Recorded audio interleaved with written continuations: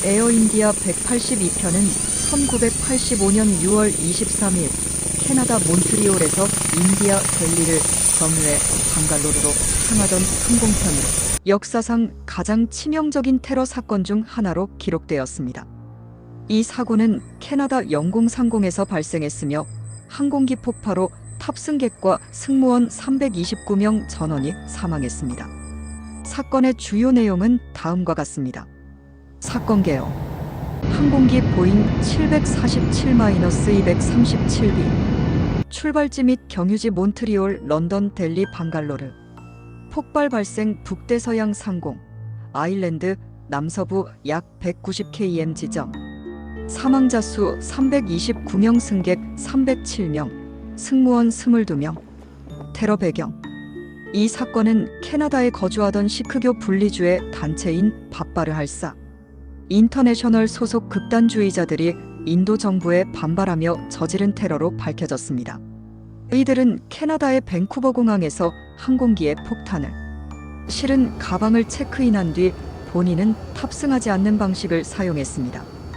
폭발 장치가 탑재된 가방은 몬트리올에서 런던으로 향하던 에어인디아 182편으로 옮겨졌고 항공기가 북대서양 상공을 비행 중일 때 폭발했습니다. 관련 사건. 같은 날 일본 나리타 공항에서도 에어인디아 항공기 탑재를 위해 준비 중이던 또 다른 폭탄이 폭발하여 2명이 사망했습니다. 이는 182편 폭파 사건과 연결된 테러로 간주됩니다. 수사 및 결과. 이 사건은 캐나다 역사상 가장 치명적인 테러였으며 사건 수사와 재판 과정은 복잡하고 오랜 기간 동안 진행되었습니다. 몇몇 용의자가 체포되었으나 법적 절차에서 증거 부족으로 인해 주요 피의자들은 대부분 유죄 판결을 받지 않았습니다. 영향.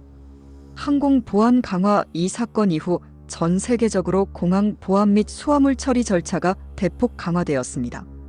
캐나다 사회와 정치. 캐나다 내 인종 및 이민 정책에 대한 논의가 촉발되었으며 시크교 커뮤니티에 대한 주목이 커졌습니다. 희생자 추모. 매년 6월 23일 희생자를 기리기 위한 추모식이 열립니다. 이 사건은 여전히 많은 사람들에게 충격과 슬픔을 안긴 비극으로 기억되며 국제항공 보안의 중요성을 일깨워준 사례로 꼽힙니다. 사건 개요. 항공편 에어인디아 182편 항공기 보잉 747-237B 기체 이름 KANISHKA 출발지 및 경유지 캐나다 몬트리올, 런던, 인도, 델리, 방갈로르. 사건 날짜 1985년 6월 23일 폭발 발생 시점 북대서양 상공 아일랜드 남서쪽 약 190km 지점. 탑승객 및 승무원 수 329명, 307명, 승객 22명, 승무원. 생존자 없음. 사건 경위. 폭발 경로와 계획. 밴쿠버 공항에서 폭발물을 실은 체크인 가방이 항공기에 탑재되었으나 테러리스트 본인은 비행기에 탑승하지 않았습니다. 이 가방은 몬트리올에서 에어인디아 182편에 연결됐고 항공기가 런던으로 향하는 도중 북대서양 상공에서 폭발했습니다. 폭발은 기체 후미 화물칸에서 발생했으며 항공기는 공중에서 두 동강이 나며 추락했습니다. 같은 날 다른 폭발. 일본 나리타 공항에서도 비슷한 방식으로 준비된 폭발물이 터졌습니다. 이 사건으로 공항 직원 2명이 사망하고 4명이 부상을 입었습니다.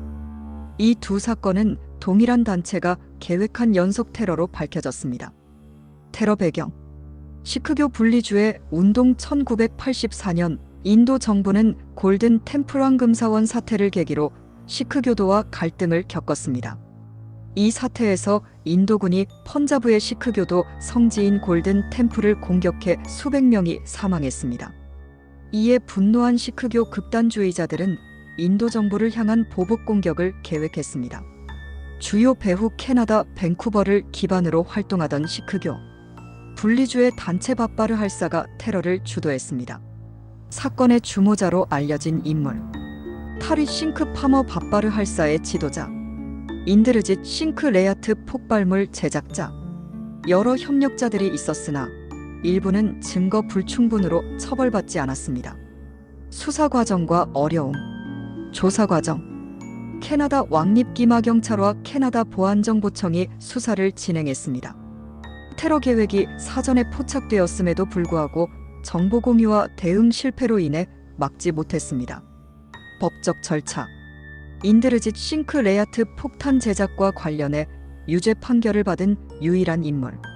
그는 여러 차례 증언을 번복했으며 5년형과 추가로 9년형을 선고받았습니다.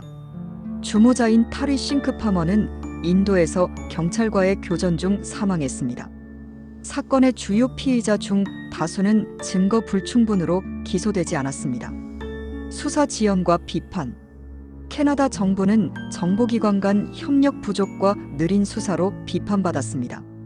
이 사건은 캐나다 역사상 가장 긴 형사재판으로 기록되었으며 20년 이상 걸려 결론에 도달했습니다. 영향. 항공보안. 사건 이후 전 세계적으로 공항 보안 절차가 대폭 강화되었습니다. 특히 수화물과 승객 간의 연계. 확인 체크인한 수화물의 주인이 탑승하지 않으면 화물을 실을 수 없는 규정이 강화되었습니다. 희생자 가족의 활동. 희생자 가족들은 캐나다 정부와 항공사의 책임을 규명하고 사건에 대한 철저한 조사를 요구했습니다. 매년 6월 23일 희생자를 기리기 위한 추모식이 열립니다. 정치적 사회적 논쟁. 이 사건은 캐나다 내 시크교 커뮤니티와 다른 집단 간의 긴장 관계를 심화시켰습니다. 또한 캐나다의 다문화 정책과 이민 정책에 대한 논의가 촉발되었습니다. 희생자. 희생자 대부분은 캐나다와 인도 국적을 가진 민간인이었으며 어린이와 가족 단위 승객이 포함되어 있었습니다. 추락 당시 일부 승객은 항공기 밖으로 튕겨져 나갔으며 다른 승객은 기체 내에서 즉사했습니다. 아일랜드 해안에서 시신과 잔해가 발견되었습니다. 폭발의 세부 상황. 폭발물의 구성. 폭발물은 카식시타와 알람 타이머 장치로 구성되었습니다.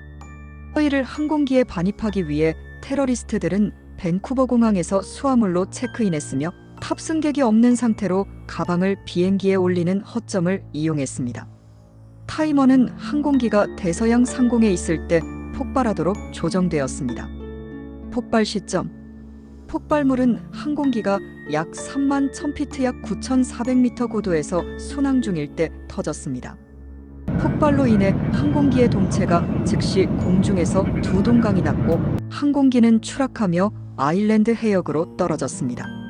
탑승객의 운명. 승객 대부분은 폭발 충격으로 즉사했으며 일부는 기체 밖으로 튕겨져 나간 뒤 바다에 떨어졌습니다. 구조 신호가 감지되었으나 구조대가 도착했을 때는 생존자가 없었습니다. 캐나다 정보기관의 실패. 사전 경고의 무시. CSIS 캐나다 보안정보청과 RCMP 왕립 캐나다 기마경찰은 테러 가능성을 사전에 인지하고 있었습니다. 특히 타리 싱크 파머와 관련된 통화감청에서 폭탄 계획을 시사하는 대화가 포착되었습니다. 그러나 이를 심각하게 받아들이지 않았습니다. 감시 부족. 테러리스트들이 활동 중인 여러 장소가 감시되고 있었지만 감시 대상의 행동을 실시간으로 추적하지 않았습니다. 폭발물 제작자였던 인드르짓 싱크레야트를 제대로 감시하지 못해 폭탄 제조를 방치한 결과를 초래했습니다. 항공 보안 허점. 당시 공항 보안은 승객과 수화물의 연계를 엄격히 확인하지 않았으며 이로 인해 폭발물이 항공기에 실릴 수 있었습니다. 테러리스트들은 위조 신분을 사용해 항공권을 구매했으며 체크인 후 실제로는 탑승하지 않았습니다. 피해자들의 이야기. 희생자 329명 중 상당수는 캐나다 시민이었으며 대부분은 인도계였습니다. 탑승객 중에는 많은 어린이와 가족 단위 여행객이 포함되어 있었습니다. 이 사건은 캐나다 역사상 민간인 사망자 수가 가장 많은 사건으로 기록되었습니다. 유족들의 반응. 유족들은 사건의 원인을 밝히고 책임자를 처벌하기 위해 지속적으로 목소리를 냈습니다. 캐나다 정부와 에어인디아 측에 대한 법적 책임을 묻는 과정이 진행되었지만 많은 경우 정부의 대응 부족에 대한 비판이 제기되었습니다. 수사와 재판. 인드르짓 싱크 레야트. 레야트는 폭발물 제작과 관련된 유일한 유죄 판결을 받은 인물입니다. 그는 1991년 일본 나리타 공항 폭발과 관련하여 5년형을 선고받았으며 2003년 에어인디아 182편 폭파 사건과 관련해 추가로 9년형을 받았습니다. 수사 과정에서 그는 거짓 증언을 했으며 이로 인해 2010년에 다시 유죄 판결을 받았습니다. 타릿 싱크 파머. 사건의 주모자로 지목된 파머는 캐나다에서 기소되지 않았습니다. 그는 인도 펀자브 지역에서 경찰과의 교전 중 사망했습니다. 수사 실패. 20년 이상 이어진 수사와 재판에도 불구하고 대부분의 용의자는 처벌을 받지 않았습니다. 이로 인해 캐나다 정부는 사건 처리의 실패에 대해 공식적으로 사과했습니다. 사건의 국제적 영향. 항공 보안 혁신. 에어인디아 182편 사건 이후 전 세계 항공 보안 시스템의 대대적인 개편이 이루어졌습니다. 체크인 수화물과 승객의 일치 확인 제도가 도입되었으며 폭발물 탐지 기술이 강화되었습니다. 캐나다의 반성. 캐나다 정부는 사건 20주년이 되던 2005년에 공식적으로 유족과 국민들에게 사과했습니다. 2006년에는 사건 조사 보고서가 발표되었으며 이 보고서는 정부의 실패를 명확히 지적했습니다. 테러와의 전쟁. 이 사건은 911 테러 이전에 벌어진 대규모 항공 테러로 테러리즘이 국가 경계를 넘나드는 글로벌 문제임을 상기시켰습니다. 추모와 기억. 희생자들을 기리기 위한 여러 기념비가 건립되었습니다. 캐나다 토론토 에어인디아 기념공원. 아일랜드 코크주 추락지점 근처에 희생자를 위한 기념비 설치. 매년 6월 23일 추모식이 열리며 희생자와 사건의 교훈을 기억하는 날로 지정되었습니다. 사건의 교훈. 에어인디아 182편 사건은 단순히 항공 테러 사건이 아니라 정보기관의 실패, 보안 허점, 그리고 사회적 갈등이 복합적으로 얽힌 비극적인 사건입니다.